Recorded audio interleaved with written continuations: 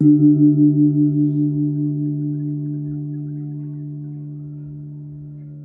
what is the present moment? The key is the present moment, and it always has been and always will be. The present moment is always the same. It's never changed. That which is the present moment 2 million years ago, that which is the present moment in the nighttime or the daytime, that which is the present moment in the good time or the bad time, is always the same. Nothing can affect the present moment. The present moment's like a blank sheet of paper, or like a TV screen. No matter what's projected onto the TV screen, in no way is it affecting the screen itself. All these colors and images come and go, right? But the screen remains the same. So to be present now, here and now, with whatever's going on in the world or in our minds, around us, is absolutely the same as it's always been. And so the key is to be present. To taste that presence, which itself is peace. To be present, simply to be present itself is the experience of peace.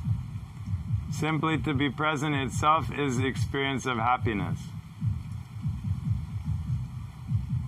So the idea that now as something is changed, right? Everything is changing all the time. The images on the TV are changing all the time. Sometimes they're good, sometimes they're bad. But that which is the present moment remains always the same. And so the teaching remains the same as it's always been. Come home, here and now, in this present moment, and experience that peace of being which is untouched by anything, anywhere, anytime. Nothing else can bring us that peace. If we're dependent upon some external situation or some person or some object for that peace, say some person or some whatever, some money, whatever it is, then that peace always comes immediately with fear because we're afraid of losing it or of it changing. If something brings us happiness and we think my happiness is caused by that person or by that object, then automatically I'm going to be fearful of losing that person or that object, because then my happiness will go away, my peace will go away. And so that kind of happiness is already seeded with fear.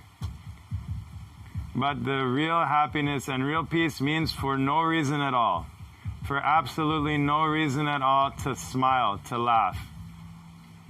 In spite of everything, is that peace of being, is that peace of presence.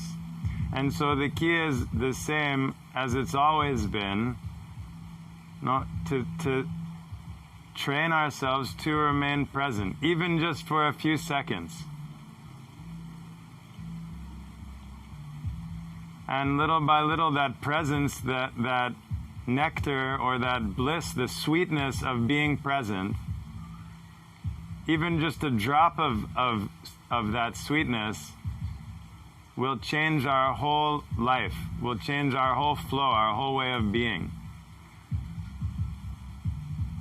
And so the key is presence, and the mind will never be present. So the more that we feed our mind with all these stories and fear and all of that, dragging us completely away from the present moment, from that sweetness, from that peace of being. So we must set aside the time, we must carve out this time in our day, in our life, to remember to be present, to be aware of this presence, instead of all the time chasing after these thoughts or ideas or fears or troubles. That only leads to more of the same. The more we plant the seed of a fear and of problem and like this, all that grows from that is more fear and more problems.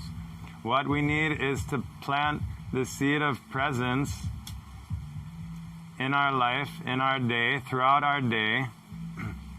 Moments, little moments, even a few seconds. To be in that state of pure presence, pure light, even just for a few seconds, and fills us with an indescribable joy. And so this is the key now, as in any other time.